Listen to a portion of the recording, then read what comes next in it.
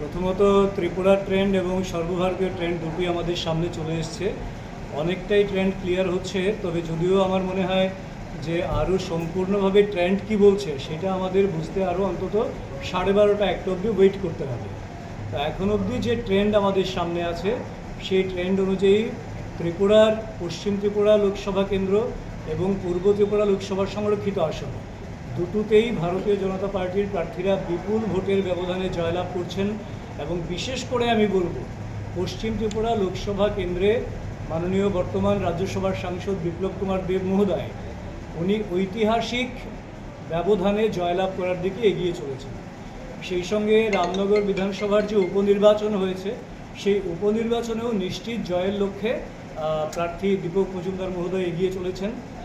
আর সর্বভারতীয় যে ট্রেন্ড রয়েছে সেখান থেকে স্পষ্টভাবে এটা বলা যেতে পারে যে এই প্রথম স্বাধীনোত্তর ভারতে তৃতীয়বারের জন্যে একজন প্রধানমন্ত্রী আবার দায়িত্ব নিচ্ছেন। যশস্বী প্রধানমন্ত্রী নরেন্দ্র মোদীজির নেতৃত্বে সরকার গঠিত হচ্ছে তৃতীয়বারের জন্য, সেটা নিশ্চিত হয়ে গেছে। এবং অ্যাবসলিউট মেজরিটি নিয়ে, কমফোর্টেবল মেজরিটি নিয়ে বিজেপি এনডিএকে সঙ্গে নিয়ে নতুনভাবে ক্ষমতায় প্রতিষ্ঠিত হচ্ছে। বিরোধী দলের অভিযোগ, এজেন্ট যারা রয়েছে তাদেরকে বের করে দেওয়া হয়েছে, কি বলবেন সে বিষয়ে? দেখুন, বিরোধী দলের যে এজেন্ডা সেটা গোটা দেশবাসীর সামনে স্পষ্ট হয়ে গেছে। বিরোধী দল বারবারই বলছে যে দেশে গণতন্ত্র নেই, দেশের ইলেকশন কমিশন বিক্রি হয়ে যায়, এই ধরনের ভিত্তিহীন প্রচুর অভিযোগ তারা ইলেকশনের আগ থেকে করছে। যদি গণতন্ত্র না থাকে, যদি মানুষের মতাধিকারের প্রয়োগ যদি তার সুফল না পায়, তার রিফ্লেকশন যদি ভোটের মাধ্যমে না আসে, তাহলে বিরোধীরা সিট পাচ্ছে কোত্থেকে? তাদের তো ওয়াশ আউট হয়ে যাওয়ার কথা তাহলে, কিন্তু সেটা তো হচ্ছে না। আসলে বিরোধীদের মূল বক্তব্যটাই হচ্ছে যে সরকার যা করবে, উন্নয়নমূলক যা হবে, দেশ যেভাবে এগিয়ে চলবে তার ক্ষেত্রেও তাকে বিরোধিতা করতে হবে, বিরোধিতা করে দেশের বদনাম করতে হবে। তো এই ট্রেন্ড সেট যেটা করেছে বিরোধীরা, সেটা দেশের জন্য, ভবিষ্যৎ প্রজন্মের জন্য শোভনীয় নয়, মঙ্গলজনক নয়। এটা অত্যন্ত লজ্জাস্কর। বিরোধীদের ইতিবাচক দৃষ্টিভঙ্গি নিয়ে রাজনীতি করা উচিত। আমরা যেটা ভারতীয় জনতা পার্টি করি, যেখানে আমরা ক্ষমতায় আছি সেখানেও ইতিবাচক দৃষ্টিভঙ্গি নিয়ে আমরা কাজ করি মানুষের জন্য। যেখানে ক্ষমতায় নেই আমরা, সেখানেও ইতিবাচক দৃষ্টিভঙ্গি নিয়ে দেশের স্বার্থে, মানুষের স্বার্থে আমরা কথা বলি এবং কাজ করি। তো এই ট্রেন্ড বিরোধীদের যদি চলে আসে তাহলে সেটা দেশের জন্য, দেশের মানুষের জন্য মঙ্গলজনক হবে। আশা করব বিরোধীরা তাদের সেই ভুলগুলিকে সংশোধন করবে আগামী দিনে। পশ্চিমবঙ্গের বিষয়টা নিয়ে কি বলবেন? পশ্চিমবঙ্গে দেখুন, পশ্চিমবঙ্গ গোটা দেশের মধ্যে একটা ভিন্ন ধরনের রাজনৈতিক চিত্র সেখানে চলে।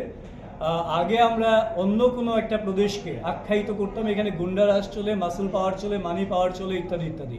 কিন্তু সেই সমস্ত নেগেটিভ, নেতিবাচক যতগুলি রাজনৈতিক প্রেক্ষিত আছে, প্রেক্ষাপট আছে, এবং যত রকম হামলা হুজ্জুতি থেকে শুরু করে যা যা করা, সমস্ত কিছুর একমাত্র দৃষ্টান্ত হচ্ছে পশ্চিমবঙ্গ, যা গণতন্ত্রের জন্য অত্যন্ত লজ্জাস্কর।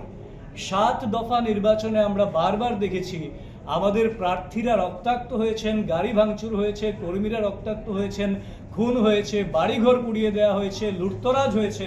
এই সমস্ত বিষয়টা নৈরাজ্য কায়েম করে, গণতন্ত্রের নামে প্রহসন করে পশ্চিমবঙ্গে দীর্ঘদিন ধরে নির্বাচন করার জন্য তৃণমূল কংগ্রেস চেষ্টা করছে।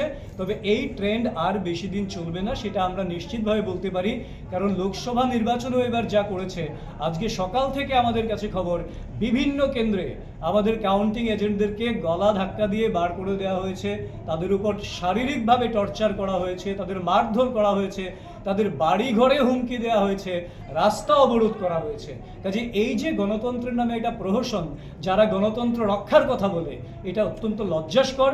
এবং আগামী প্রজন্ম তাদের ক্ষমা করবে না। যখন ছুঁড়ে ফেলে দেবে গঙ্গায়, তখন তাদের চিরতরে বিসর্জন হবে, সেটা নিশ্চিত।